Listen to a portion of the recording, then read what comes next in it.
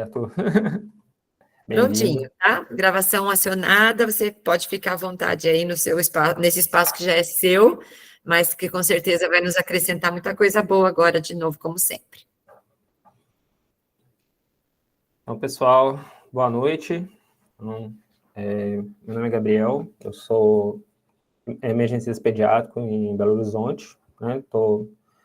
Sou servidor licenciado do Hospital Infantil João Paulo II, da rede FEMIG, e atualmente estou fazendo um Clinical Fellow em emergência pediátrica no Hospital de Kids, afiliado à Universidade de Toronto, tá? E hoje a gente vai falar sobre sedação para procedimentos no departamento de emergência. Okay? Então, antes de continuar, né, quero parabenizar aí os novos emergencistas pediátricos, né, que foram titulados hoje, não é isso, Joel? Isso mesmo. Então, bem-vindos ao barco, se estiverem por aí. E queria declarar também que eu não tenho nenhum conflito de interesse, tá? Então, se aparecer alguma marca, algum equipamento aqui, não, é meramente ilustrativo, não estou indicando nenhuma marca específica ou equipamento com patrocínio, ok? Então, o objetivo da nossa fala aqui é, primeiro, conhecer os conceitos fundamentais relacionados à sedação, né, que está em debate aí nos últimos 5 a 10 anos, né, um certo refinamento em torno disso, tá? Conhecer as indicações e contraindicações de sedação por procedimentos, né, conhecer os passos para sedação e as particularidades, né? Estamos falando de sedação, né, então vamos falar das drogas, obviamente, tá? E os principais erros e complicações. Tá? Então, queria começar com essa cena aqui, né? Quem quiser comentar aí no chat ou falar no microfone, né? O que vocês estão vendo aí? O que vocês descrevem dessa cena? Alguém já viu uma cena parecida?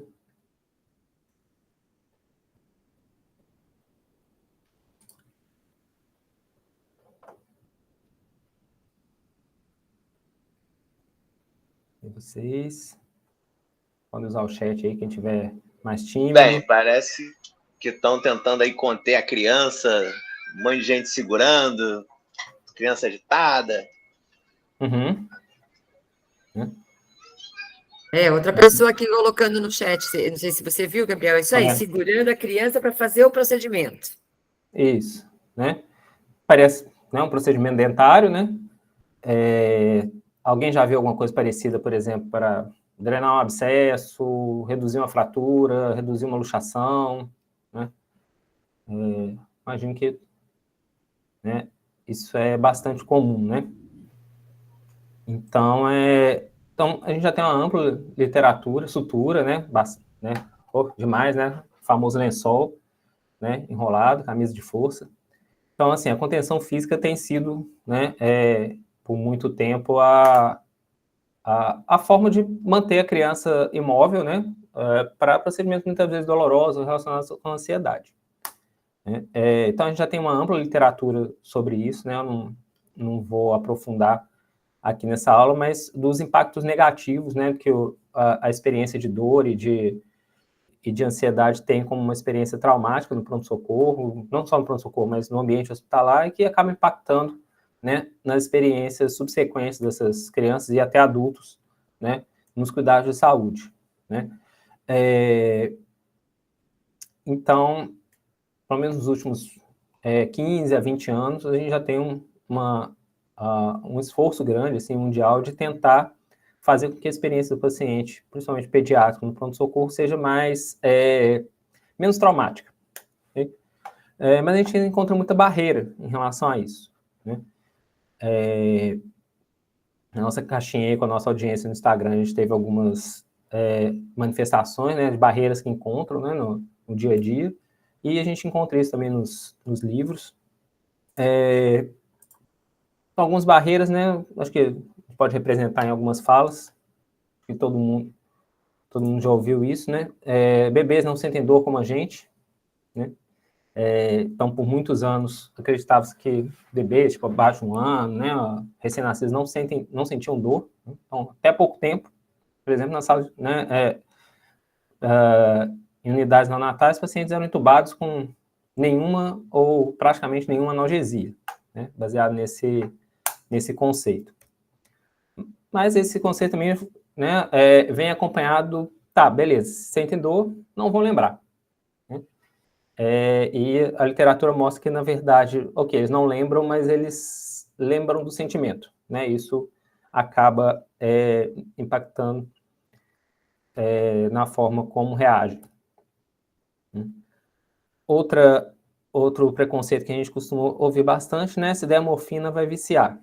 Então, em algumas situações eu passei assim, situações como essa, que eu pedi para dar uma morfina para o paciente, e equipe, né, enfermagem, às vezes outros colegas ficavam ali arrumando várias formas de evitar que essa morfina fosse administrada.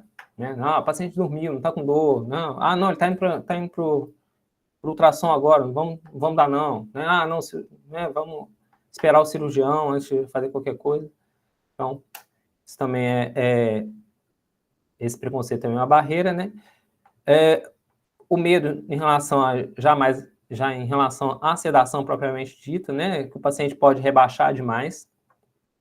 Então, um certo receio de, ok, se eu estou dando algo para o paciente que vai causar um evento adverso, será que eu vou me encrencar com isso, né? Por ter produzido isso sem ser um anestesista, por exemplo. Né? Então, esse é um medo comum, né? Questão do tempo, né? Do fluxo do paciente no pronto-socorro. Então, aqui está muito cheio para fazer papel de anestesista, né? Então, eu também já ouvi isso, né? Que sedação é papel do anestesista, que a gente estaria meio que quebrando num galho. Né? Então, aqui um pouquinho da nossa caixinha lá no Instagram, que a gente perguntou assim, qual frequência você ceda pacientes para o procedimento. Né? Então, quase metade da audiência falou que algumas vezes por mês, né? E 19% falou que nunca cede pacientes para procedimentos. Né? Então, isso mostra que há possivelmente uma grande oportunidade para a gente oferecer mais, né, esse serviço como emergencistas pediátricos, né, e não só como emergencistas pediátricos, mas como profissionais que trabalham na emergência.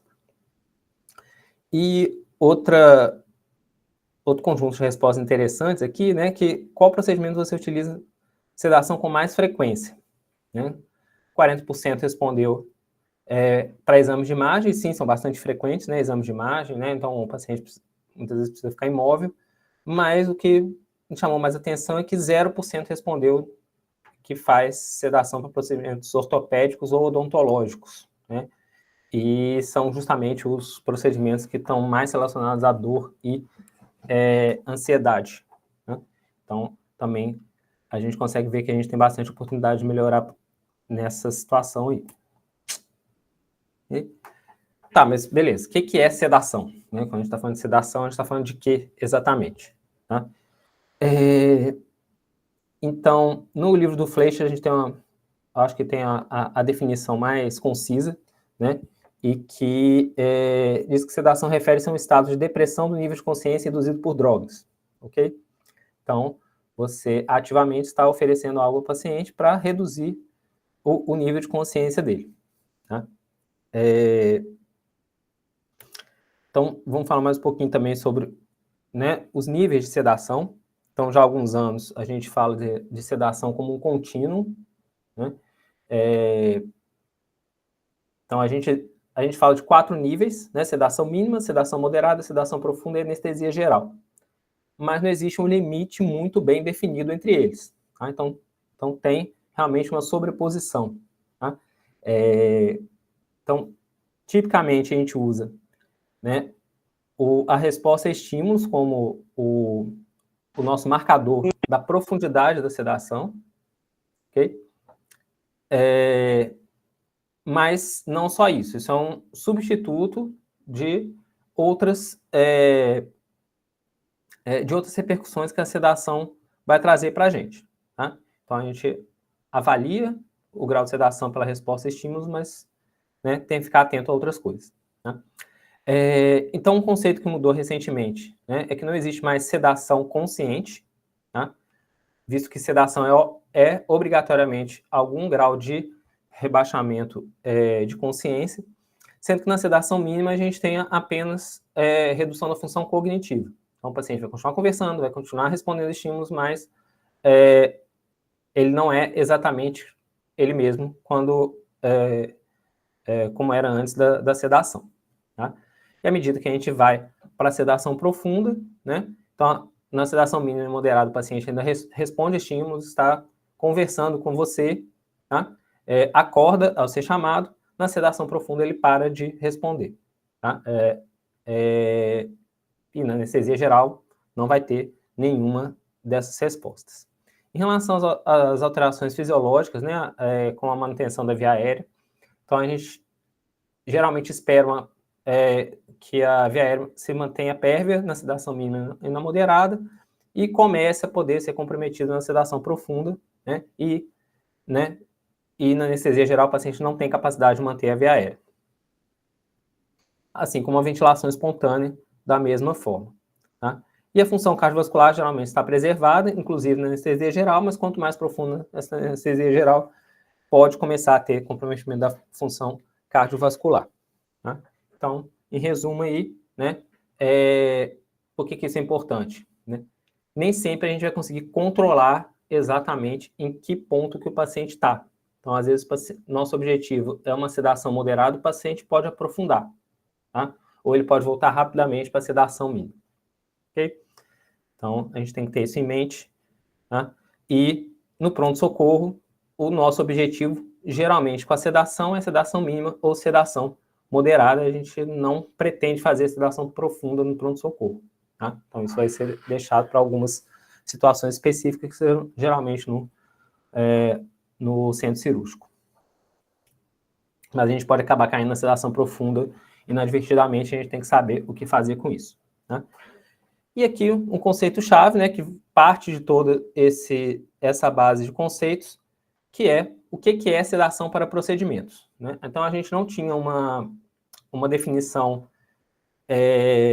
consensual sobre isso, tá? Até 2021, ok? Então, a gente tinha várias sociedades, né, de emergência, de anestesia, tentando arredondar esse conceito, né, e só com a fundação da Sociedade Internacional de Sedação para Procedimentos, né, que é uma sociedade multidisciplinar, contém intensivistas, anestesistas, emergencistas, farmacologistas, e que trouxe esse conceito um pouquinho longo, então, né, eu vou pedir licença para citar, né, diz que a sedação por procedimentos é a administração de um ou mais agentes farmacológicos para facilitar um procedimento diagnóstico ou terapêutico. Okay? Então, aqui, né, o destaque é que a gente tem um objetivo claro aqui, tá, que é o procedimento. Né? Então, a gente quer facilitar o procedimento, visando o estado durante o qual a perviabilidade das vias aéreas, a respiração espontânea e os reflexos protetores das vias aéreas e a estabilidade hemodinâmica são preservados. Okay? Então, tem aqui um pequeno asterisco que algumas vezes a gente vai acabar tendo que abrir mão de um desses, tá? Mas em situações específicas, né? Mas ao mesmo tempo que alivia a ansiedade e a dor, ok? Então, esse seria o conceito para a gente entender do que a gente está falando, o que a gente vai falar aqui nos próximos minutos. Okay? Então, passo a passo. O primeiro passo, você tem o equipamento e pessoal treinado, equipamento adequado, pessoal treinado para fazer a sedação, procedimentos. Né? Selecionar o paciente que é um bom candidato à sedação, né? Não só do ponto de vista do procedimento e da necessidade de sedar, mas também da estabilidade desse paciente. Né? O preparo do paciente e da família antes da sedação, o que vai acontecer durante e depois da sedação. Né? A realização do time-out, logo antes da sedação, para ver se está tudo seguro, para realmente seguir em frente.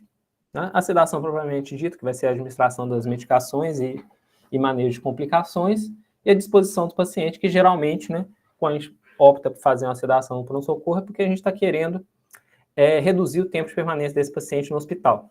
Né? A gente não quer internar esse paciente, a gente quer que ele realize o procedimento e geralmente vá para casa. Né? Que seria o grande ganho aí em relação a fazer isso, por exemplo, no centro cirúrgico. Então, a gente vai passar agora por esse passo a passo. Né? Então, em relação ao equipamento que a gente precisa, né? Para a sedação em si, né, a gente precisa de um acesso à seringa e a medicação. Tá? Mas o que a gente precisa, além disso, é do equipamento necessário para lidar com as complicações caso ocorram. Tá? Então, manejo de via aérea, manejo hemodinâmico. Tá? Então, a gente tem que ter aí um kit completo de via aérea. Tá? Os requisitos, né? Então, os conhecimentos que a gente precisa ter. Né? Então, uma parte importante é o que eu vou falar aqui, né? Nessa aula. Né? Então, conhecimento das drogas, né? Do passo a passo.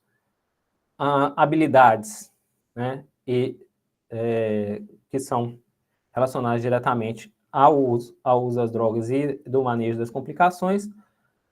Atitudes, né? Então, esse não é então, esse é um esporte em equipe, tá? Não é um esporte individual, então a gente precisa ter boa comunicação, liderança, organização, né?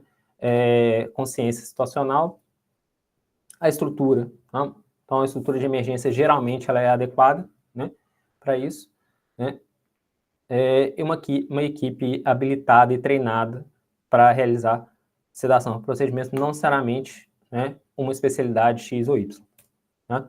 Então, né, as complicações são o grande, o centro da coisa aqui, né, que vai contrabalancear a necessidade da sedação.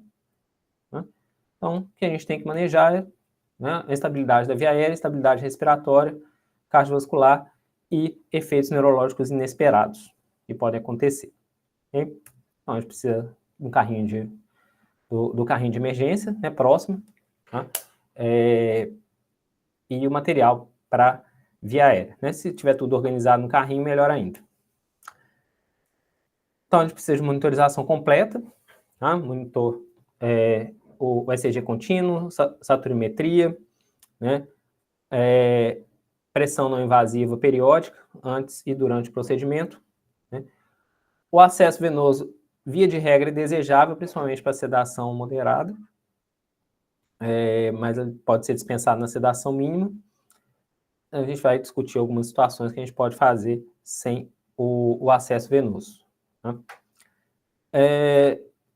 Uma coisa que a gente, infelizmente, ainda tem pouco disponível no Brasil, né, mas que é bastante importante, principalmente quando você está fazendo uma sedação com um paciente que você não consegue avaliar ele muito de perto, como, por exemplo, uma tomografia, né, que é o capnógrafo naso-oral.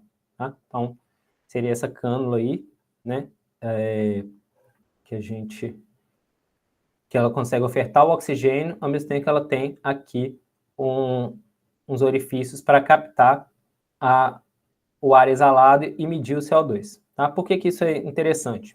Tá? Muitas das vezes a gente vai fazer pré-oxigenação desses pacientes, né, oxigenação durante a sedação.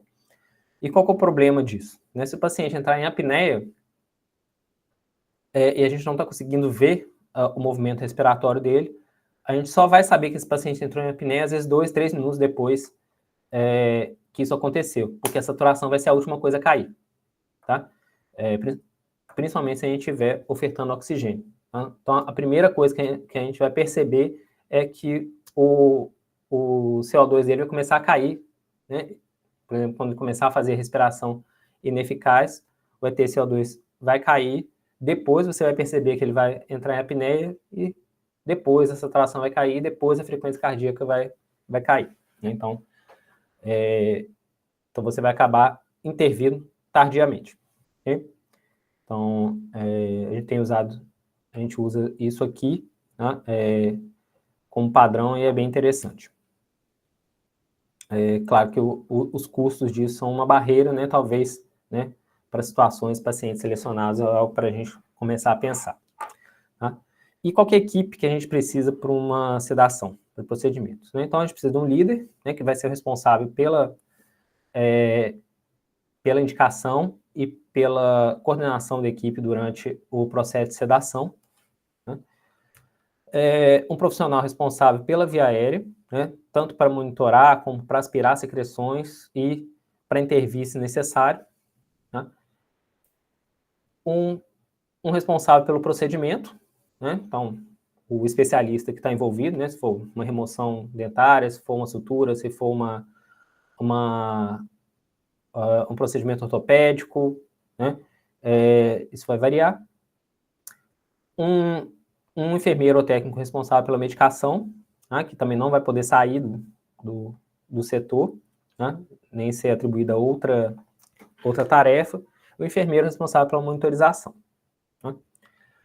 Dependendo do procedimento que você está fazendo, né, do tipo de sedação que você vai oferecer, às vezes, né, você, como líder, pode ser o responsável pela via aérea, né?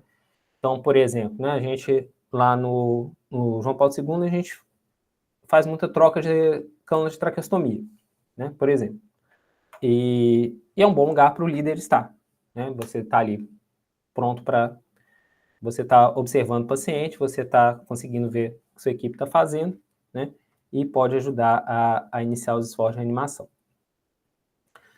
Dependendo também da situação, o mesmo médico pode ser o líder, o responsável pela via aérea e pelo procedimento, né? Então, por exemplo, você vai fazer uma sutura, né, na testa do paciente. Você está ali vendo a via aérea, né? Você está vendo o movimento torácico. É um procedimento simples, via de regra, né? Então, ele não te distrai tanto. Ele pode ser interrompido. Então, isso é uma coisa que a gente tem que levar em consideração também, né? O procedimento que você está fazendo pode ser interrompido por causa de uma intercorrência? Pode, então você pode acumular. Então, nem sempre você vai precisar de uma equipe tão grande. Às vezes, 3 pessoas é o suficiente para fazer essa sedação, tá? Então, vai depender também do agente que você está utilizando. Ok?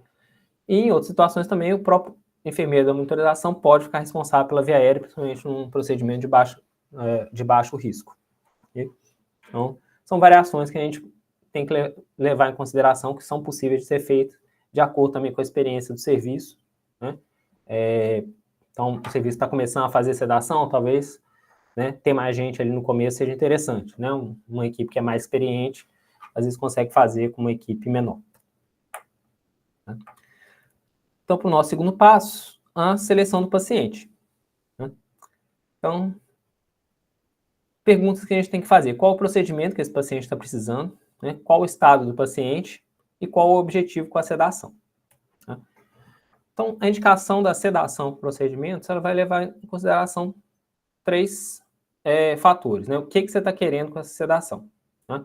Então, geralmente, a gente seda o paciente para controlar a dor, controlar a ansiedade, controlar mobilidade. Tá? Então, são 3 objetivos aí da sedação. Então, por exemplo, procedimentos não invasivos, geralmente a gente vai considerar a sedação quando eu preciso controlar o movimento do paciente. Então, por exemplo, uma tomografia, um ultrassom, uma ressonância magnética. Tá? Algumas opções que podem ser interessantes são o midazolam, né? Pode ser oferecido via intranasal, né? Numa dose baixa, né? Só para o paciente dormir, né? Não necessariamente ele ficar completamente imóvel. Então, muitas vezes vai ser uma sedação mínima. Né? O Precedex, a dexmedetomidina, também, que está se tornando cada vez aí mais disponível, né? Com algumas formulações genéricas, né? Propofol e o etomidato. Né? Então, são algumas opções interessantes, tá? Porque nenhuma delas vai fornecer analgesia, tá? O que você quer é que o paciente só fique mais imóvel. Para outras situações, nosso maior problema vai ser o controle de dor, né? Como, por exemplo, né, fazer um raio-x no paciente com uma fratura, né? Um ultrassom, às vezes, de uma criança muito pequena. Então, às vezes, o fentanil intranasal vai ser o suficiente logo antes do procedimento, tá? Então, uma droga aí de início de ação ultra rápido, né? De baixo risco de evento adverso quando dado pela via intranasal. Então, Então, é uma boa opção e o efeito passa rápido também, né? Só para durar durante o estímulo doloroso.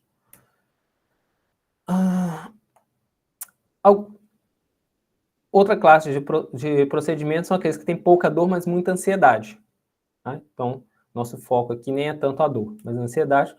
Então, acesso periférico, por exemplo, né? A flebotomia, muitas vezes vai ser, é um procedimento extremamente comum, né? E que muita gente releva, fala que, né, que vai ser muito rápido, né? Então, vai ser rapidinho, então, por isso não vamos fornecer nenhum tipo de analgesia, né? Irrigação ocular também, né? Pode ser bastante assustador para as crianças, né? Outros procedimentos que vão variar dependendo do tipo de procedimento, né? Então, alguns vão ser de pouca dor e muita ansiedade, mas dependendo, pode ser também um procedimento que vai exigir uma analgesia mais importante, como os procedimentos dentários, remoção de corpo estranho, né? Punção lombar, redução de hérnia, né? Redução de parafimose e exame de vítimas de violência sexual, né? Então, aí principalmente para a gente evitar a revitimização durante o nosso exame clínico, né? Então, aí boas opções são o midazolam intranasal ou venoso em dose baixa, né? Associado ou não ao fentanil intranasal, né?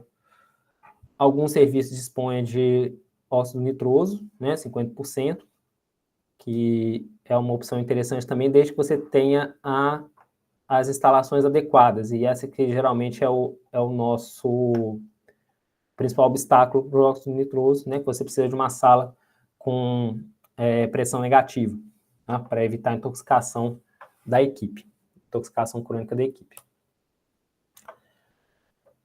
E, né, o que, né, vai ser o principal foco aqui da aula, né, os procedimentos com muita dor e muita ansiedade, né, como drenagem de abscesso complicado, artrocentese, desbridamento de queimadura, redução de fratura, luxação, toracocentese, drenagem torácica, acesso central e remoção de corpo estranho complicado, né, e sutura complicada, né. Aí, geralmente, a gente acaba usando como primeira opção a ketamina, tá, intramuscular ou venosa, dependendo ali da situação do paciente, tá. Uma opção interessante também é o ketofol, que é a mistura da ketamina com o propofol, ou a combinação de midazolam e fentanil. Então, o paciente é candidato à sedação de acordo com o procedimento, né? Outra coisa que a gente tem que levar em consideração é qual o estado do paciente, tá? Se tem comorbidades, então a nossa avaliação vai ser pelo critério da American Society of Anesthesiologists, a ASA, né? Que a gente vai ter 6 níveis, né? Aí o nosso paciente ele vai ser sempre um número e a letra E, que quer dizer que aquele procedimento é de emergência, né? Então a gente vai ter o nível 1, que é o paciente saudável, o nível 2, com doença sistêmica leve ou moderada, que não interfere com a rotina diária. O nível 3, a classe 3, né, que é a doença com disfunção funcional constante ou definitiva. Classe 4, doença grave ameaçadora à vida. 5, paciente processo ativo de morte. 6, morte encefálica, né? Então, geralmente, né, o paciente que é candidato a fazer sedação no pronto-socorro é o paciente ASA 1 e ASA 2, né? O ASA 3 a gente começa a ter um pouco mais de cuidado, tá? Então vai depender da experiência que você tem no serviço, com esse tipo de paciente, disponibilidade de anestesista para ajudar ou para interconsultar, para avaliar a viabilidade desse procedimento no pronto-socorro ou no bloco, tá? E ASA 4 e ASA 5, né? A não ser que seja uma emergência absoluta, tá? Algo que não possa ser adiado, a gente vai evitar no pronto-socorro, tá? Então, a gente vai mandar para o bloco, né? Então, a gente vai fazer a avaliação clínica do paciente, né? Impressão inicial, né? ABCDE, né? Avaliação primária, encontrar sinais de estabilidade, né? E se há complicações antecipadas. Então, quais complicações que a gente tem que ficar mais de olho, tá? Então, se esse paciente tiver alguma intercorrência com a via aérea, ela vai ser resgatável? Então, há a preocupação da via aérea ser difícil para esse paciente. A presença de infecção de via aérea superior nas últimas 2 semanas está associada a mais complicações, principalmente laringoespasmo, tá? Então, isso aumenta a incidência de laringoespasmo, que ainda assim vai ser raro, mas é algo para a gente levar em consideração, tá? História de apneia, ronco, né?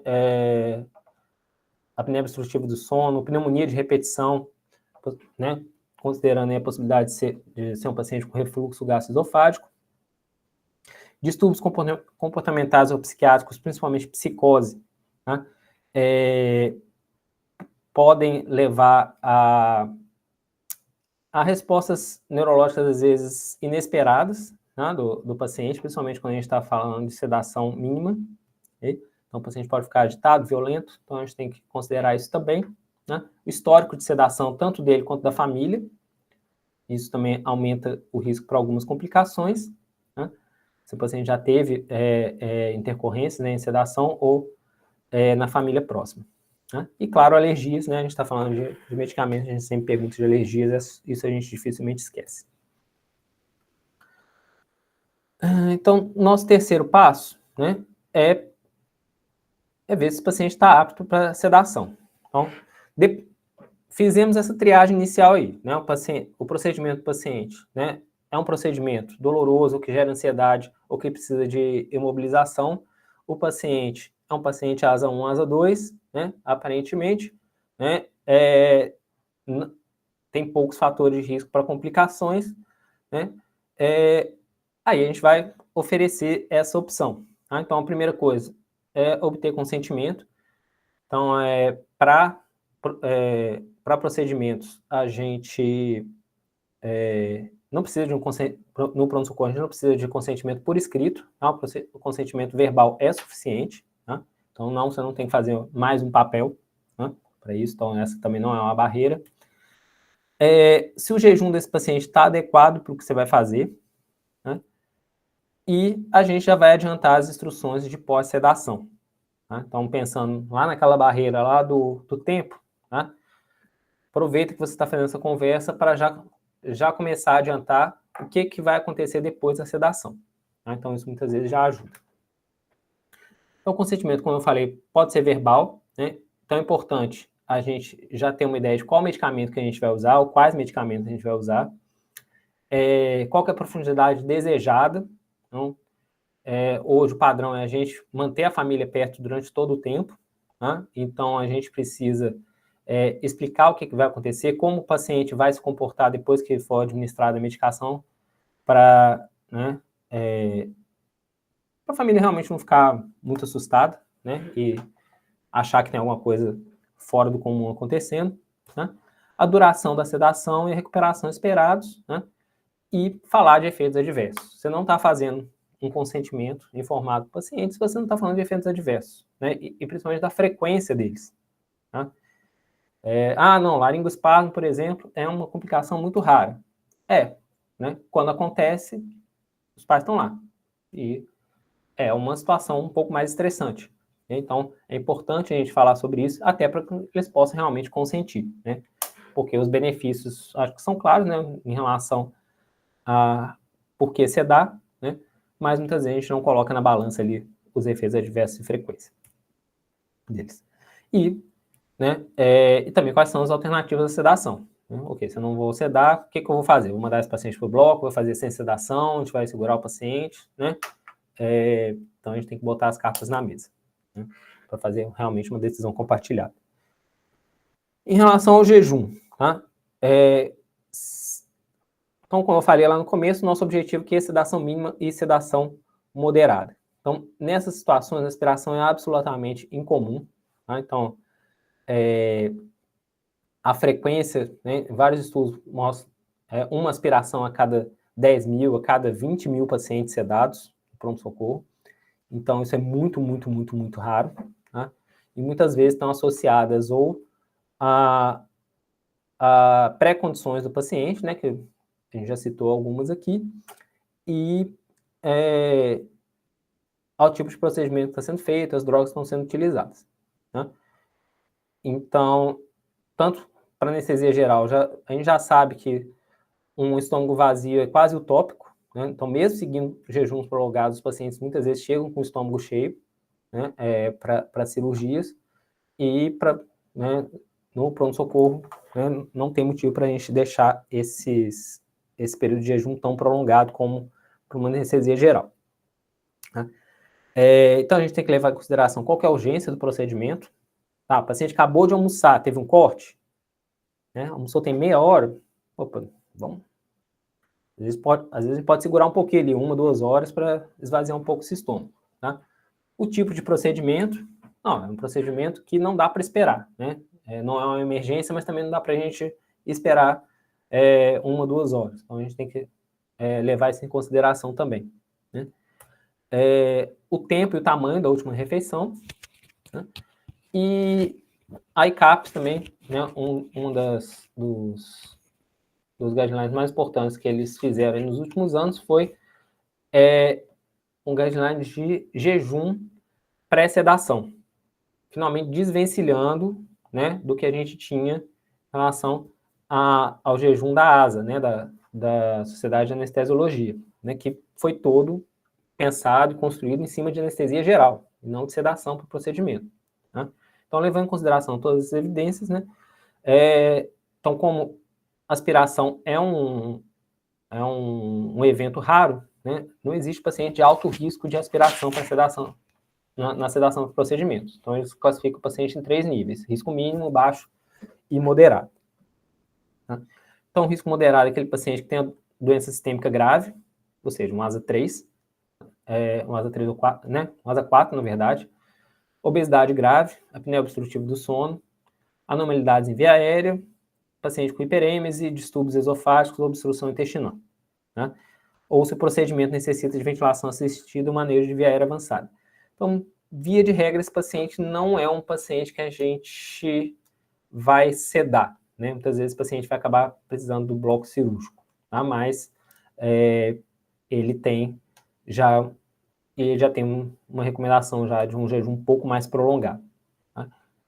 O paciente de baixo risco é aquele que tem doença sistêmica grave.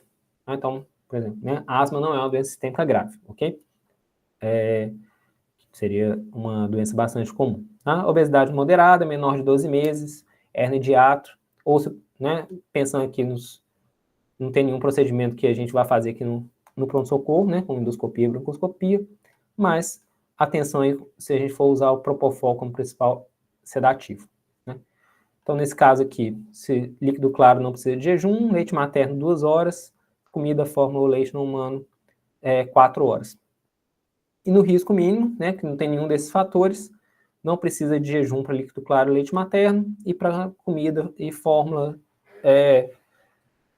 ou leite não humano, aproximadamente 2 horas. Okay? E se o procedimento for realmente de urgência e emergência, não puder ser adiado, a gente não vai atrasar pelo jejum. Ok? Geralmente, o tempo para a gente deixar essas coisas, né, arrumar as coisas, já é o suficiente para qualquer jejum. Então, a boa prática é, decidiu pela sedação, não deixa o paciente digerir nada. Okay? Mas não fica adiando, tipo assim, o paciente vai fazer uma TC de manhã, né? Tá no pronto-socorro esperando fazer uma tomografia de manhã. Não suspende a dieta do paciente meia-noite, né? O paciente pode comer 6h30, 7 horas da manhã, porque essa tomografia também vai ser feita às 7 horas da manhã, né? Muitas vezes vai ser feita 8, 9, 10 horas da manhã, depois que a equipe avaliar os pacientes que preocupam mais. Né? Então, ok. Então, se você já tem o equipamento, você já selecionou seu paciente, você já organizou sua equipe, né? Já preparou o paciente já está, né? Onde você vai fazer a sedação. Pode ser, se você tiver uma sala própria para o procedimento, melhor, tá? Para você não interromper o fluxo de pacientes graves que estão chegando, tá? Hoje a gente está tendo já alguns hospitais que estão fazendo um pronto-socorro com o esquema de o paciente fica fixo numa baia, num box, que tem todo o material para reanimação e o médico que vai até o paciente ali. Né? Então, também pode ser uma situação adequada se você não tem acesso a nenhuma desses cenários, né? Fazer o procedimento na sala de reanimação mesmo. Okay? Então, está tudo pronto lá. Então, é a hora do timeout. Tá? Então, o timeout ele vem muito da aviação, né? foi incorporada no centro cirúrgico também já há alguns anos, né, que, ok, está tudo pronto, vamos rever tudo. Tá? Vamos ver se está tudo pronto mesmo. Tá? Então, idealmente, né, seria interessante que todo hospital, né, que for fazer, que tem sedação para o procedimento de pronto-socorro, tenha um checklist próprio em que você documente isso, tá? Seja no sistema, seja no papel, tá? Mas que documente esse time-out, né? Que é basicamente rever todos os passos que a gente fez até agora, né? Se está tudo pronto para o caso de uma emergência, se é esse o paciente, se a família está realmente de acordo, né? E se as funções da equipe estão distribuídas de forma clara. Okay? E aí, nosso quinto passo, né, que é a sedação propriamente dita. Então, para a sedação mínima, geralmente a gente nem precisa de supervisão médica direta. Então, ó, o paciente então vai receber um midazolam oral, por exemplo, para fazer uma tomografia, tá? Ou vai receber um fentanil intranasal para fazer uma radiografia do punho, tá? Então, você não precisa acompanhar, você como médico responsável, né, pelo procedimento, você não precisa acompanhar, tá? Então, se tiver um profissional de enfermagem do lado, né, que esteja adequadamente treinado, né, seria supervisão médica reativa. Te chamo, tá? Se começar a pensar em algum evento adverso, porque realmente, né, na sedação mínima, o evento adverso mais comum é ela não funcionar. Né? O paciente não... É a falha de sedação. Né? Então, realmente é muito, muito seguro. Né? Então, né, se usar midazolam ou morfina via oral, lembrar que elas levam tempo para fazer efeito. Tá? Então, você tem que ter tudo coordenado para que você não desperdice a sedação. Tá? Então, muitas vezes você vai ter que ofertar a medicação meia hora, às vezes 40 minutos antes, né, do procedimento que você vai fazer. Né? Então, também não adianta, né, o paciente, chamou para TC, dá o midazolam e vai para lá. Não vai dar certo, tá bom? Só lembrando que a via oral demora um pouco mais. Tá?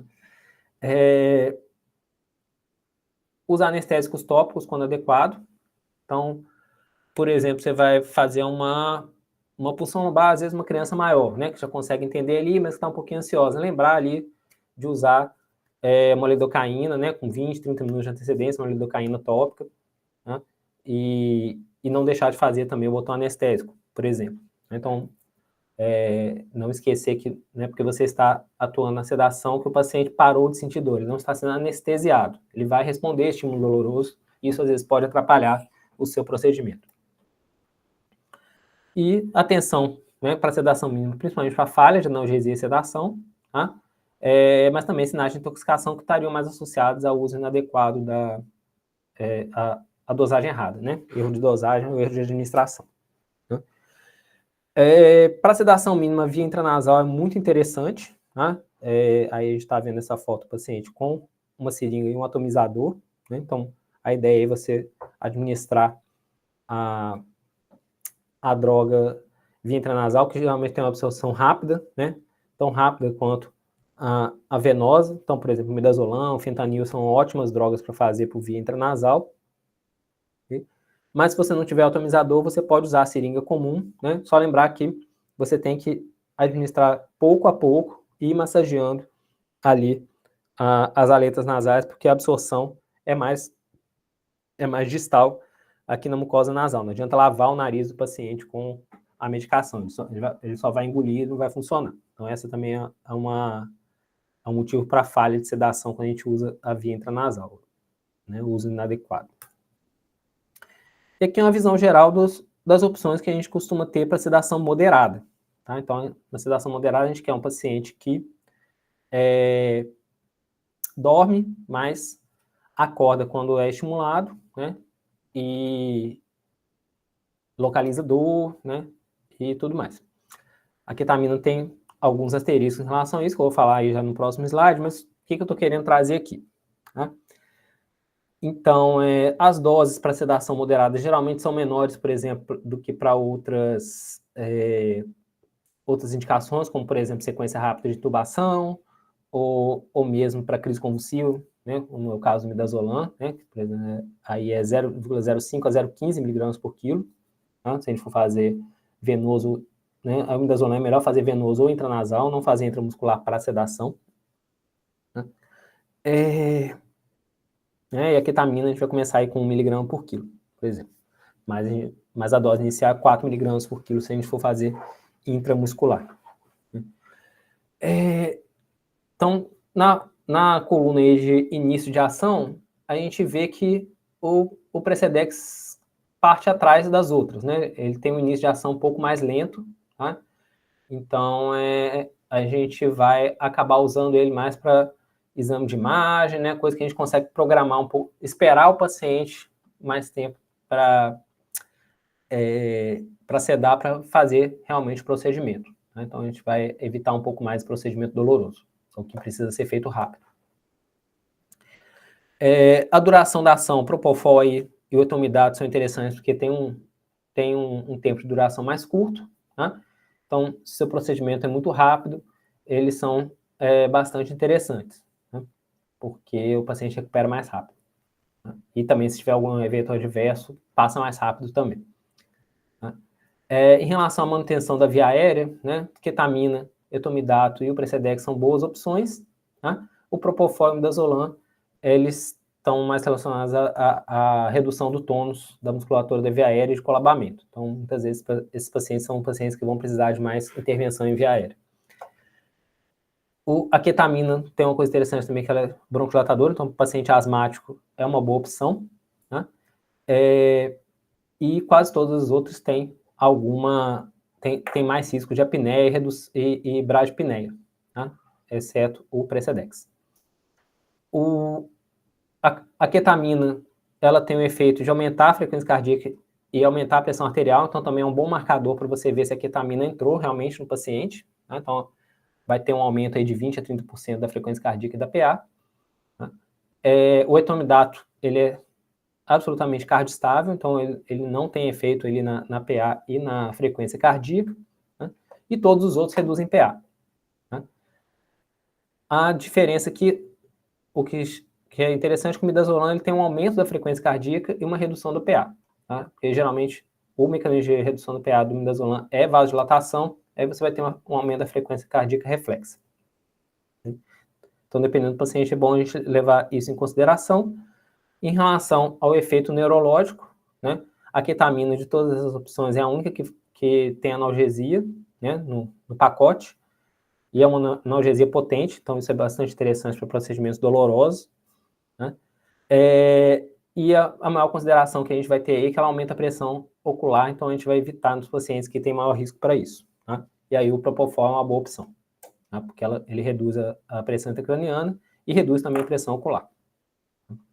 Eu não coloquei nem verdinho nem vermelho em relação à alucinação da ketamina, porque geralmente é um efeito manejável e antecipado. Tá? E o Propofol, cuidado com esse efeito aqui, que é desinibição. O paciente meio que perde o córtex pré-frontal, então ele pode acabar compartilhando coisas que não são muito interessantes, por exemplo, se for uma paciente adolescente. Tá? Então, se for usar o Propofol com adolescentes, seria um bom paciente para você evitar que a família fique junto, para evitar situações constrangedoras, tá bom? O paciente pode ter alguns movimentos estereotipados que podem ser confundidos com crise convulsiva, tá? Então, não se assustar com isso, tá? O etomidato pode diminuir o limiar epilético, principalmente se o paciente já tiver um foco epiléptico, tá? Uma crise focal, então a gente vai evitar nesses pacientes com epilepsia focal também. E o midazolam pode ter um efeito paradoxal de agitação. E não é a ketamina o que mais provoca vômitos, né? E ela aumenta também um pouco o tônus muscular, então, né, pode não ser tão interessante para procedimentos ortopédicos, que você precisa de uma musculatura mais relaxada. Né? Isso pode dificultar o procedimento. Então, se a gente ficar de olho. E o Propofol também, ele tem componentes de ovo e soja, e a gente não vai usar para pacientes alérgicos a isso. Então, assim, que muitas vezes, né, toda toda vez que a gente vai falar de sedação, as pessoas ficam confusas. Nossa, é muita opção, tal, qual que eu vou usar? Cara, vamos simplificar. Ketamina é a regra. Okay? Então, se você tem ketamina, né, a pergunta que você tem que fazer é, por que não ketamina para esse paciente? Okay? Por quê? Tá? É uma droga que tem uma analgesia potente, tá? Mas ela não prescinde do uso de anestésico tópico. Então, por exemplo, você vai reduzir uma parafimose. Você vai passar anestésico tópico, muitas vezes você vai precisar, às vezes, de bloqueio, né? Você precisar fazer ali alguma intervenção além da redução manual, né? Por exemplo, uma sutura em extremidade, né? Fazer bloqueio. Por quê? Né? O seu objetivo, às vezes, é deixar o paciente mais tranquilo e controlar a dor. Tá? Mas ele vai continuar respondendo a estímulo doloroso. Então, se o seu procedimento é muito doloroso, ele vai responder e isso vai acabar te obrigando a dar mais doses da ketamina. Então, você usar o anestésico tópico, você poupa, né, a dose máxima que você vai usar para esse paciente. Tá? Então, não esquecer disso. Tá? Outra vantagem da ketamina é que ela tem alta efetividade em dose mínima, né, que é na dose de 1 mg por quilo. Então, em comparação, por exemplo, com o Propofol, que muitas vezes você vai usar a dose mínima, o paciente não vai sedar, né? Aí você vai repicando e, de repente, o paciente parte de, né, sedação mínima para sedação profunda, né? E pode ter, inclusive, uma apneia. Então, a ketamina ela tem um efeito mais previsível com a dose mínima. Né? Por quê? Né? Porque ela, na verdade, ela nem se encaixa nesses conceitos de sedação mínima, sedação moderada, né? Porque ela faz uma sedação dissociativa. Então, e ainda vem com a vantagem do paciente não se lembrar do procedimento, né? Porque ele realmente ele entra no que a gente chama de um estado de transe, né? Ele não está dormindo, né? Ele não está apagado, mas ele também não está ali com você, né? Então, é o que a gente chama de estado de transe. Então, geralmente, o paciente vai estar sedado, por exemplo, de olho aberto, às vezes com nistagmo, então é importante a gente antecipar isso para a família. Né? Olha, ele vai... Porque a família fica muito assustada quando vê que a criança está, tipo, olhando para o nada sem responder. Ela acha que aquilo ali... Se você não falar para ela que isso vai acontecer, ela acha que a criança também não está respirando, que o coração dela parou. Então,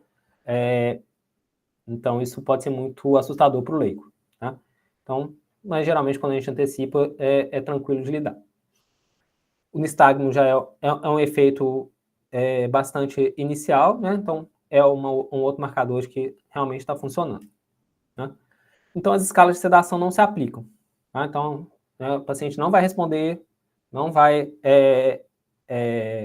acordar com estímulo, mas ele estaria ali do ponto de vista respiratório e hemodinâmico dentro ali da sedação moderada ainda, ok?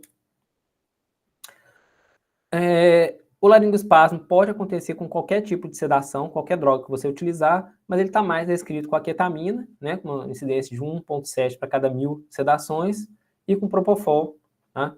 3 a cada 1.000 sedações. Né? Então, não confundir isso aqui com angioedema, com anafilaxia, tá? O laringoespasmo é um fechamento das cordas vocais, né?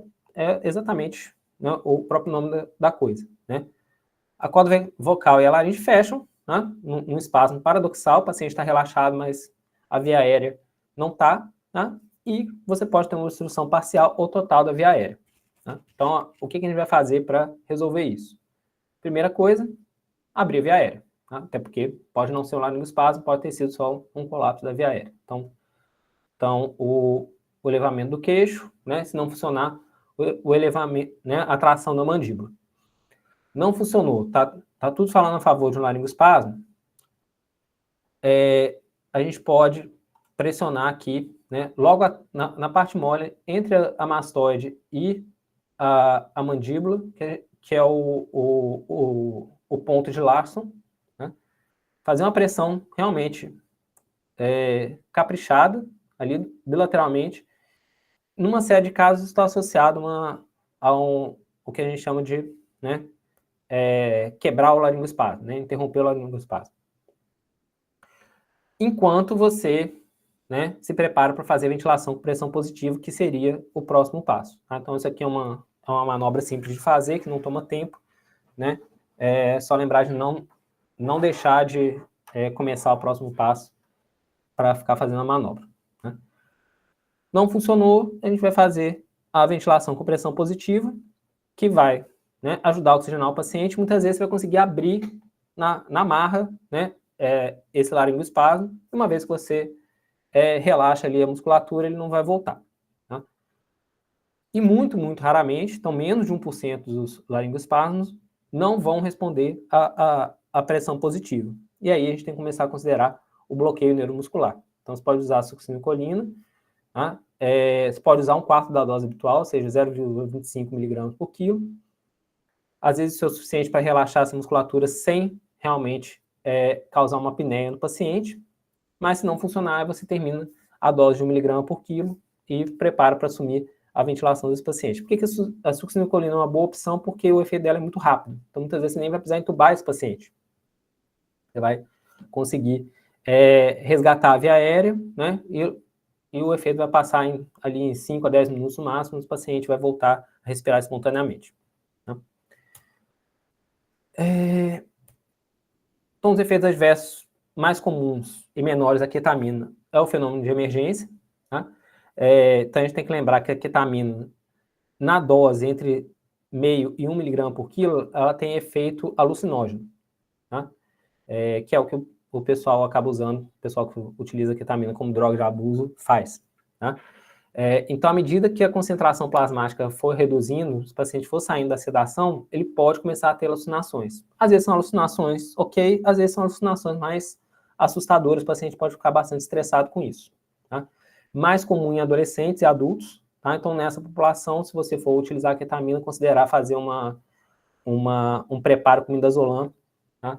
Normalmente 0,05 mg por quilo, tá? Previamente ao procedimento, e pode ser utilizado também como tratamento do fenômeno de emergência.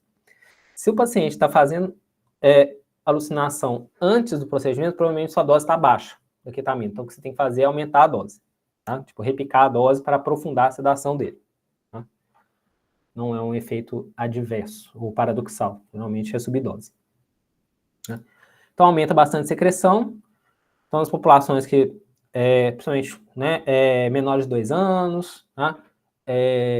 Ou se você vai fazer algum procedimento ali na boca, né, considerar fazer um preparo com atropina. Mas a gente geralmente não faz de rotina. Né? Pacientes que estão com o estômago muito cheio, né, acabaram de almoçar, acabaram de ter uma refeição grande, né, considerar fazer também preparo com docetrona, porque a ketamina está associada, às vezes, uma coincidência de até 30% de vômitos durante ou pós o procedimento. Quando que a gente vai evitar a ketamina? Então, coisa que a gente tem que lembrar. Vou oferecer ketamina para quase todo mundo. Alguns pacientes eu vou tomar um pouco mais de cuidado, às vezes fazer uma pré-medicação. Quase que a gente vai realmente evitar. Então, lembra, aumenta a pressão arterial, aumenta a frequência cardíaca. Tá? Então, paciente hipertenso, a gente vai evitar. Tá? Paciente com insuficiência cardíaca congestiva, ela pode ter um efeito contrário, reduzir a função cardíaca. Tá? Pacientes com arritmias, tirotoxicose.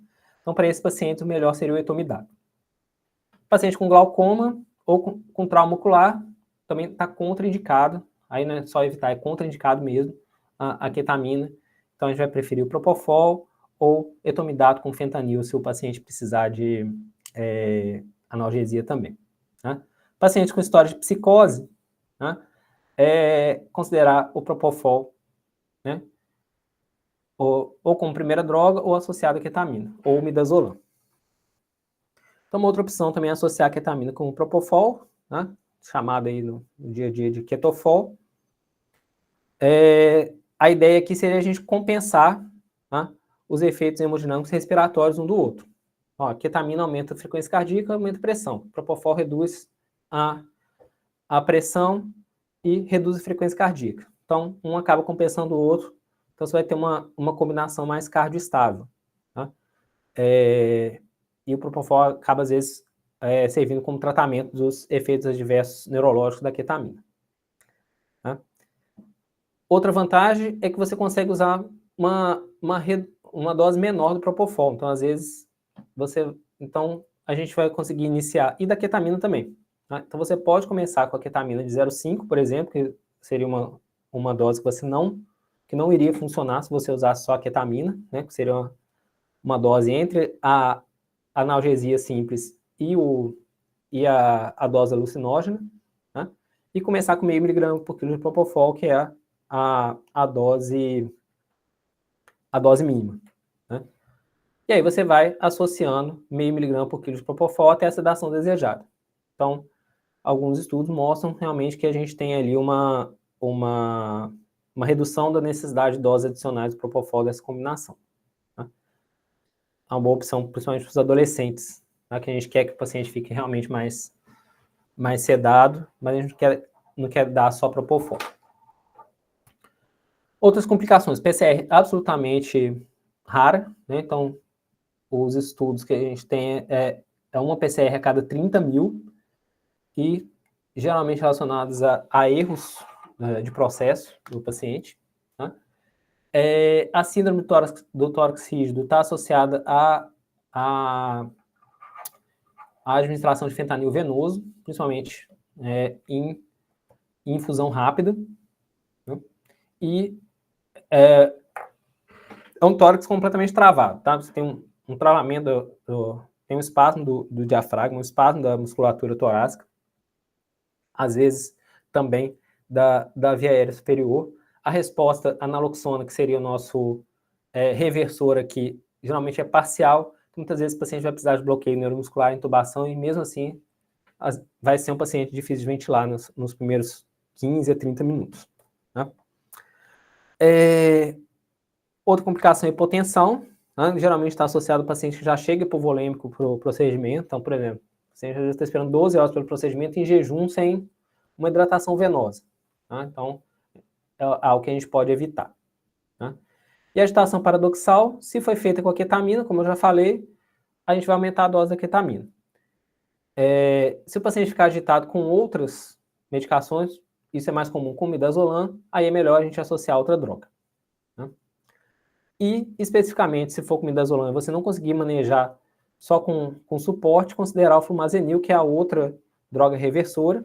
Tá? Então, aproveitando aí que eu estou falando das drogas reversoras, a gente nunca usa droga reversora para abreviar a recuperação do paciente. Tá? Então, elas têm efeito adverso. O flumazenil, por exemplo, é uma droga epileptogênica, pode causar arritmia. Então, a gente só vai usar realmente para manejar um evento adverso no contexto de sedação. Né? Eu falo, deixa eu dar aqui um flumazenil para esse paciente acordar rápido e mandar ele para casa, tá? Não faz isso. Então, como é que vai ser a monitorização desse paciente durante o processo de sedação? Então, como eu já falei, ECG, saturação contínua, e se você tiver disponível, o capnógrafo. Né? Registro de dados vitais, escala de sedação. Existem várias escalas de sedação, né? Então, eu não estou citando nenhuma aqui, eu deixei algumas no material que eu vou compartilhar no final da aula. Né? E pressão não invasiva de 5 em 5 minutos. Né? Suporte à família, então tem que ter um profissional, se a família está dentro da sala, tem que ter um profissional conversando com essa família o tempo todo, explicando o que está acontecendo.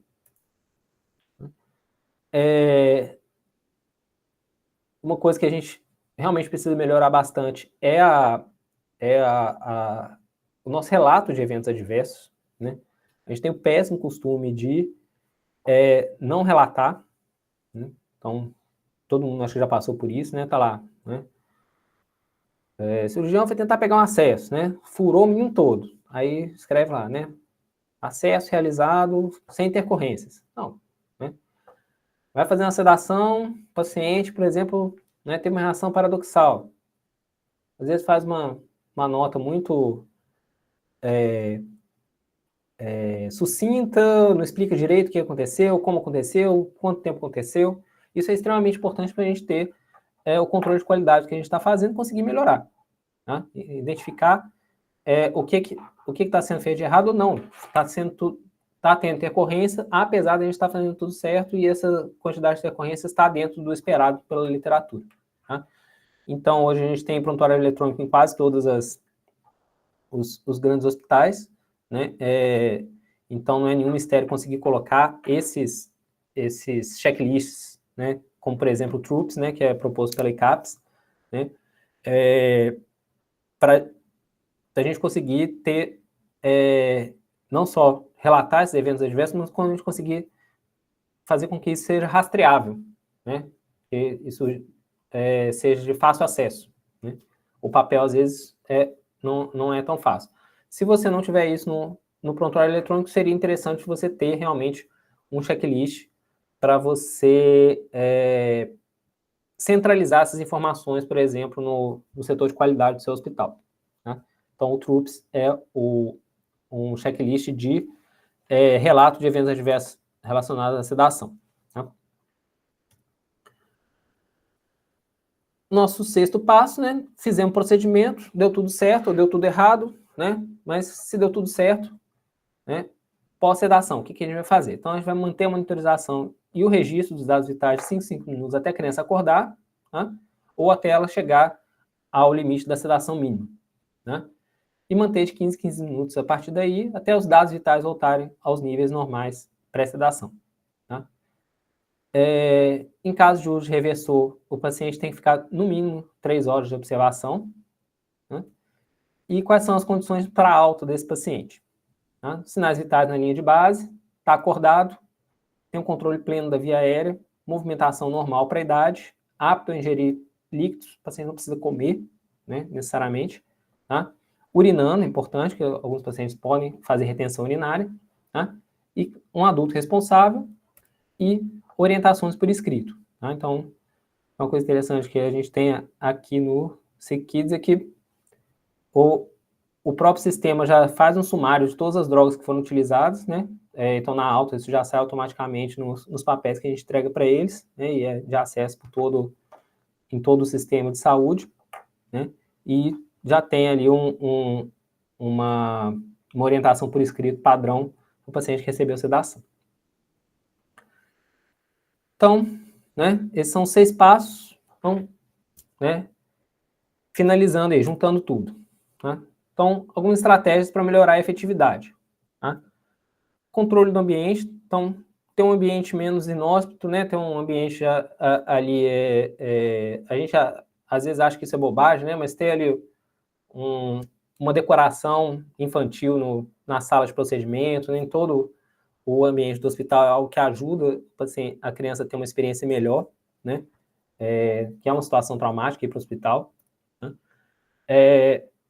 Trazer a família para dentro da equipe, né? Então, garantir que essa família consiga acolher a criança, então mantenha essa criança junto dos cuidadores o mais tempo possível, né? E também a gente conseguir orientar o que essa família vai fazer.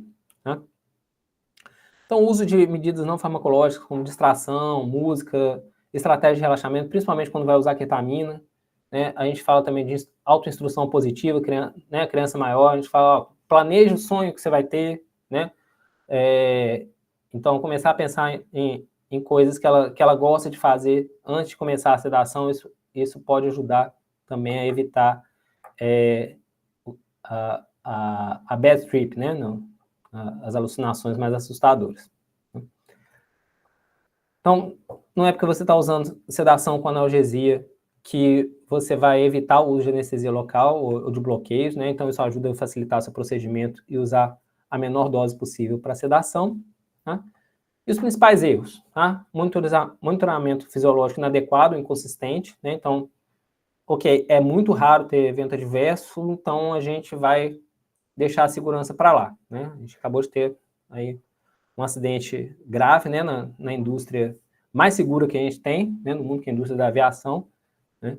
E provavelmente a gente vai descobrir nos próximos dias quais foram os erros de processo que levaram a isso. Tá? Então, avaliação médica inadequada antes da sedação, então a seleção inadequada, não antecipação de fatores de risco, né?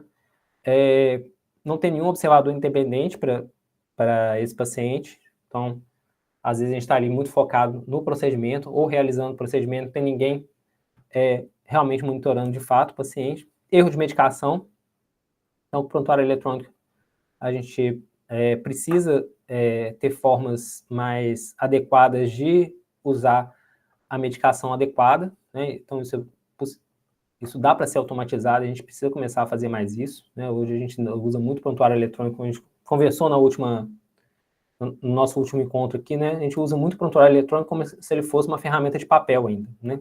Então, a gente não automatiza dose, diluição, então isso a gente precisa fazer, né? Procedimentos de recuperação inadequados, então acabou a sedação, deixa o paciente lá largado sozinho, né?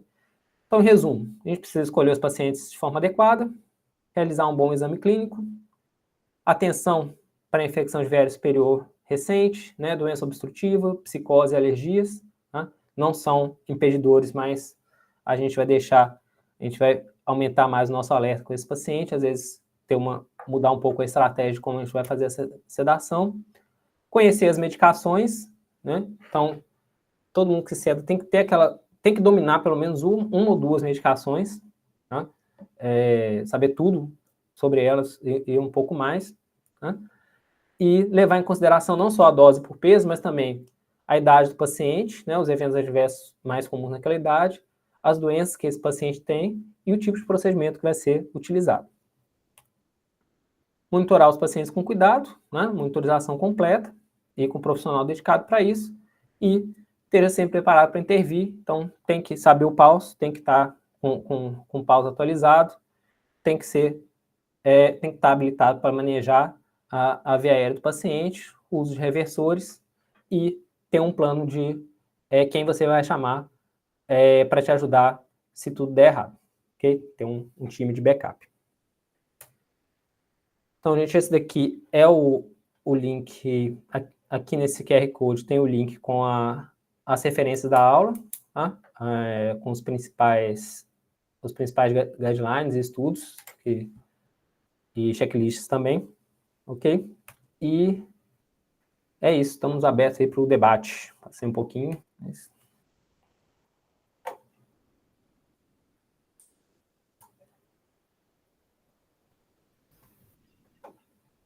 É claro, né, Gabriel, que com toda essa expertise aí, esse compartilhamento, milhares e milhares e milhares de aplausos em relação àquilo que você apresentou para a gente. Já tem mãozinha levantada, né, Joca? Quer chamar aí? Mas eu não estou vendo nenhuma. Ah, não está vendo? Não, eu estou vendo aqui, então. A primeira mão quem levantou foi o Lucas e depois a Lorenza. Isso, então, agora estou vendo. Agora tá, então tá bom. Pode falar, Lucas. Boa noite, tudo bem? Aqui em Botucatu, a gente está realizando uma pesquisa com o uso do midazolam intranasal, também para procedimentos diagnósticos, né? Eu gostaria de fazer a pergunta se para o midazolam intranasal também seria aquela dose de 0,15 miligramas por quilo, e geralmente se usa aí no serviço de vocês, quanto tempo antes de um procedimento, como por exemplo uma tomografia, que é esperado para alcançar uma sedação moderada?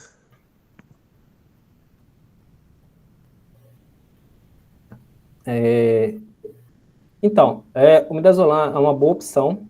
Pensando na tomografia, às vezes o midazolam oral é uma boa opção também. Aí você tem que se antecipar ali pelo menos meia hora. Se você for fazer o intranasal, o efeito é muito rápido, tá? Então, ali, 5 minutos antes da tomografia, geralmente é o suficiente. Você pode fazer até, realmente, com o paciente já na sala, tá? A dose pode ser um pouco menor, é a mesma dose venosa, tá? 0,05 a 0,15 você pode ir titulando. O paciente não respondeu.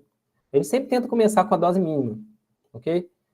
Essa é uma forma de a gente garantir ali que você realmente chegue na sedação, no nível de sedação que você quer, porque cada paciente é de um jeito, ele vai responder de um jeito. Então, começa com a dose mínima, pensando que é uma droga que tem um início de ação rápido, né? Você consegue esperar ali para ver se chegou ali no que você queria, não funcionou, repete essa dose até você chegar na dose máxima, e aí eu acho que é interessante você pensar em pegar um acesso venoso ou usar outra droga, ok?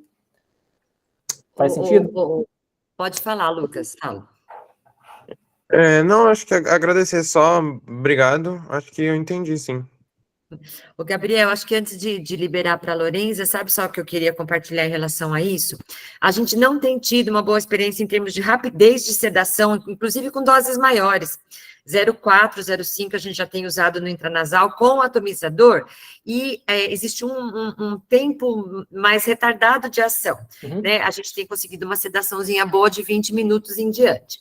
Então, aí, o que tem sido uma limitação para a gente.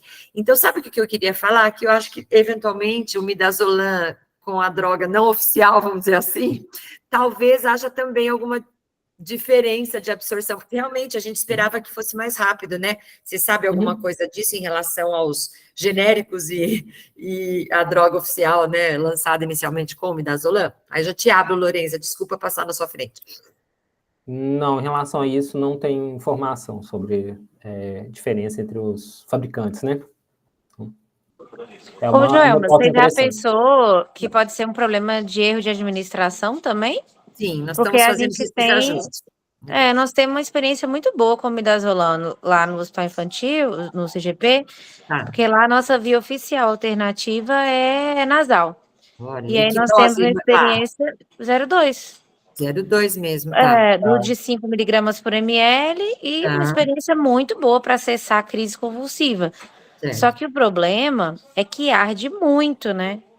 Então, por exemplo, outra vez eu fui fazendo uma menina que a gente estava na dúvida se era crise convulsiva ou conversiva, e a menina ficou apavorada, porque arde demais o midazolam nasal, né? Então, talvez ele, dependendo, traga mais desconforto que conforto, né? Muito bom, obrigada de compartilhar, viu, Clarice? A gente tem feito ajustes do processo, e aí por isso que a gente está ficando com a questão da droga, sabe? Porque até assim, o ajuste fino não melhorou o tempo, mas eu vou dar uma revisada, depois você compartilha comigo também aí a sua técnica, as suas coisas, e a gente ajusta para melhorar o trabalho. Muito obrigada, viu? E com o atomizador, tipo assim, não tem como dar errado em relação à administração. Né? E a gente ainda comprou o oficial. Errar o nariz mesmo. Tá bom, obrigada, viu?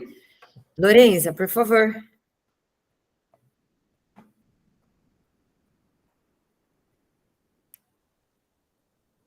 Lorenza, quer perguntar que você foi a segunda pessoa a levantar a mãozinha? Acho que não. Então, se eu não errei a ordem aqui, agora é o Vitor? Hello. Cheguei um pouquinho atrasado, mas na área. Não, vocês sabem que eu queria falar algumas coisas e eu vou continuar falando, apesar de a gente já ter debatido nisso, porque é um momento também que a gente pode dividir experiência em ter serviços, assim, né? Mais até do que aprender, assim, tudo mais. Mas eu comungo das tuas mesmas dores, sabia, Joelma? Eu tenho aqui uma casuística razoavelmente, assim, a gente adotou também padronizar os medicamentos endovenosos, principalmente para sedação de pacientes. A minha casuística aqui maior é com cetamina. A gente tem visto que as medicações intranasais, elas têm um tempo maior de ação, elas têm um tempo maior do início de ação, e elas precisam de doses extremamente maiores, assim, sabe? Principalmente a cetamina, eu tenho utilizado, assim, 6 a 9 miligramas por quilo, por dose, assim. O que dificulta um pouco por outro motivo, que é a quantidade que a gente consegue fazer por dose, via nasal. Então, assim, botando que a gente consegue fazer com uma certa eficácia, meio ml, assim, em cada narina, não sei quanto que vocês usam nesse sentido, a gente conseguiria aí no máximo aí, fazer um meio ml, ou 0,7, ou 0,8, sendo que às vezes a criança com um peso um pouquinho mais alto, numa dose mais alta, julgando aí 5, 6 miligramas quilo, ela já não conseguiria fazer, teria essa dificuldade. Então, não sei se é por isso. Então, aquilo que eu lia na literatura e aquilo que eu usei para montar o nosso protocolo, eu confesso que quando eu cheguei em vivo ali, e a aplicação dele não foi tão quanto era no livro, assim, né? Então, tive essas nuances. Outra coisa que eu queria falar era em relação ao midazolam. Tu sabe que para sedação, o midazolam, a gente tem essa dificuldade também, sabia, Clarice? Assim como a Joelma fez, a gente prefere a sedação com midazolam, principalmente ali em relação aos pacientes para procedimentos de imagem e tal. Depois que tiraram o Cloral, aí o midazolam virou a primeira opção. E a gente tem utilizado ele nasal, mas também com a mesma dificuldade. Só que quando a gente utiliza o midazolam retal ou nasal para reversão de crise conversiva, ele parece que funciona, me trazendo até a dúvida se o que resolve não seria a própria convulsão, que seria autolimitada, ou até mesmo a dor gerada no paciente pode estar fazendo abortando a crise convulsiva, assim.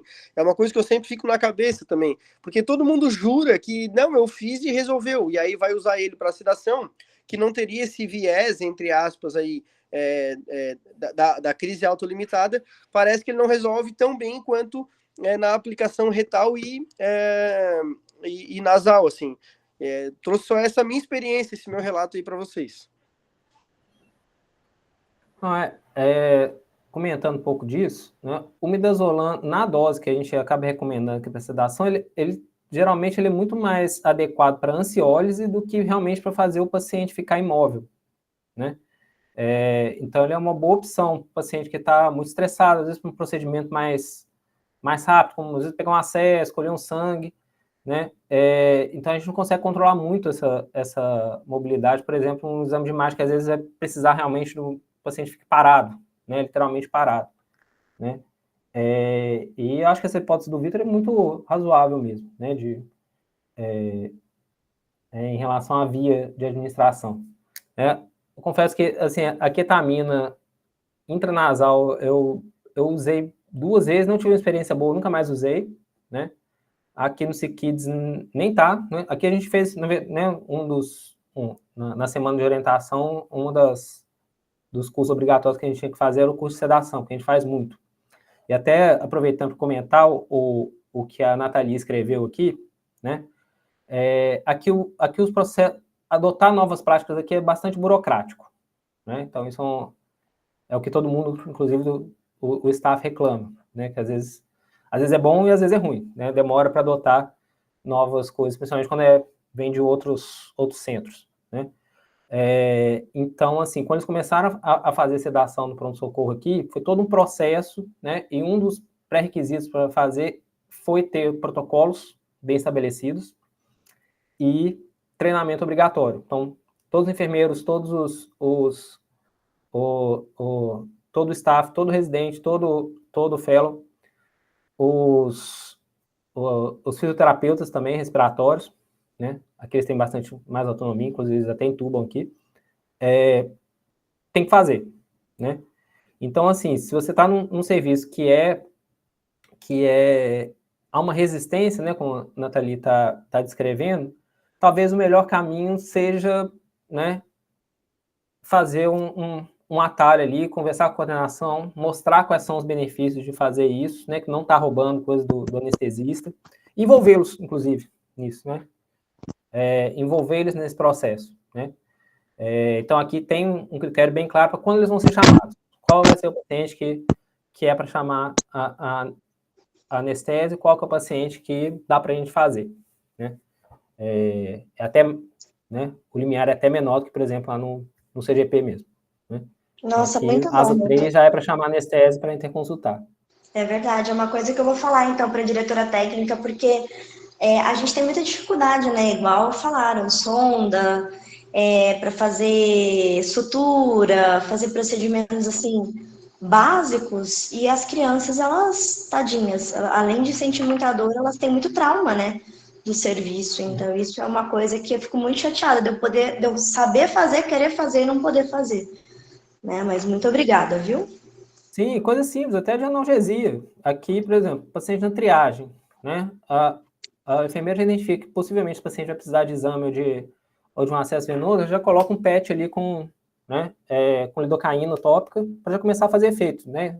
Onde achou uma possível sítio de propunção, né? Então, são coisas que são relativamente simples de fazer e que ajuda bastante, adianta bastante para o paciente.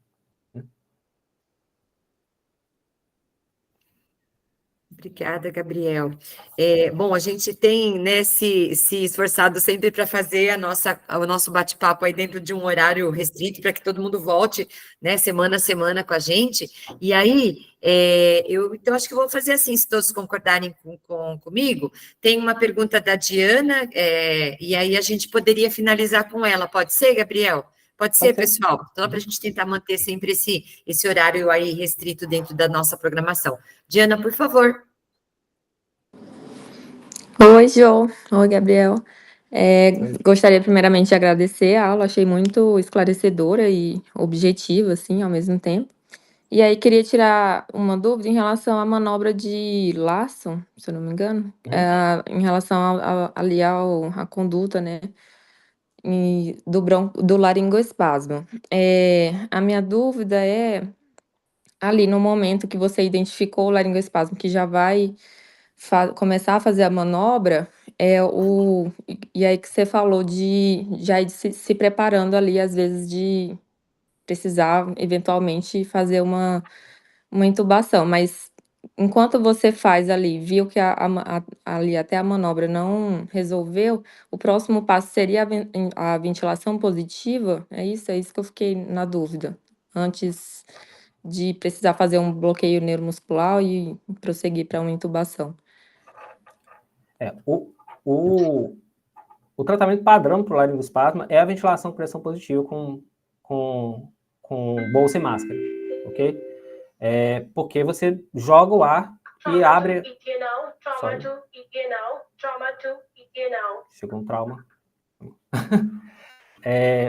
Então, assim, ao jogar o ar com força ali, você consegue distender a corda vocal, você quebrou o laringoespasmo. Tá? A manobra de Larson, antes disso, você vai tentar abrir a via aérea do paciente, porque pode não ser um laringoespasmo, pode ser só uma queda de língua e tal, né? Então, você vai fazer as manobras de suporte básico. Ao fazer a tração da mandíbula, você já está com a mão ali, você faz a manobra de Larson, entendeu? Ela não vai te tomar tempo, okay? Mas é a pressão positiva. A intubação é muito, muito, muito raro. A gente está falando de 1%, vai precisar de 1% do laringoespasmo vai precisar de intubação, no universo de incidência de laringoespasmo de 1 a cada 1000. Entendeu? Então, por exemplo, eu cedo paciente para procedimento já tem 10 anos, ok? Então, eu vi 2, sendo que só um foi de uma sedação que eu administrei. A segunda eu estava passando por perto ali e me chamaram. Então, é muito raro. Então, os colegas aqui, o pessoal mais experiente também fala que é muito raro, muito mais comum no centro cirúrgico, tanto porque tem mais procedimento e também porque o tipo de droga e a profundidade da sedação é diferente, né? Então, assim, prepare-se para intubação, mas vai ser extremamente raro, entendeu? Então, extremamente raro. Tudo bem, Diana? Entendi, sim. Obrigada. Nada. Você ia falar, Gabriel? Podemos, então, finalizar aqui.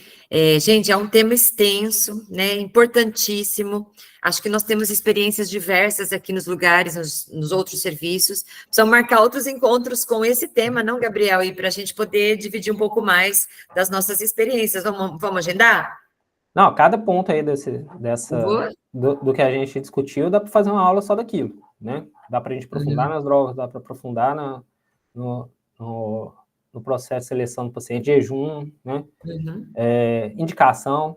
Então, assim, é um tema vasto. Felizmente, a gente tem muita literatura nos últimos 10 anos, né? Então, o pessoal que está querendo implementar, né? Documentação não falta, né? Então, então backup de literatura a gente tem, né? Então, é a habilidade básica do emergencista e do emergencista pediátrico e do pediatra que, né, trabalha em grandes centros. Tá? Então, isso, né, a primeira coisa que a gente tem que desmistificar é que não é uma coisa de outro mundo, né, de uma especialidade específica, né? Então, tanto que a ICAPS, ela nem fala de especialidades, ela fala de provedor de sedação. Né? Então, às vezes, né, dependendo do contexto, nem é uma especialidade específica, mas é uma equipe treinada para isso. Né? Então, isso é importante a gente pensar. Tá? Então, acho que de dicas também, né, para umas mensagens para casa. Sedação moderada, preferível sempre fazer venosa, porque você controla melhor o que você está fazendo. Mesmo paciente que... Às vezes o paciente vai precisar de sedação para pegar o acesso.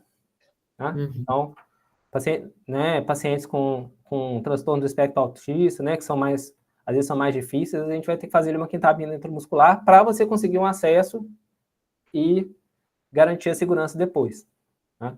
Então, moderado, acho que a dica que eu vou dar é mais essa mesmo. Né? E é isso, gente. Foi um prazer encontrar vocês, né? Conversar aí com a turminha de casa. Estou com saudades. E, né? Até daqui a 2 semanas, não é isso? Isso aí. Pessoal, muito obrigada pela participação, viu? Nós vamos programar outros encontros sobre esse tema. E, Gabriel, obrigada, viu, por disponibilizar o seu tempo aí tão longeão para estar aqui com a gente, que é a sua casa do lado de cá. Um abraço, viu? Falou, até mais, tchau, pessoal. tchau, Daqui a 15 dias a gente se reencontra. Tchau, moçada. Tchau, pessoal. Boa noite. Valeu, galera. Clarice, Vitor. Um abraço. Tchau. Tchau, Arthur.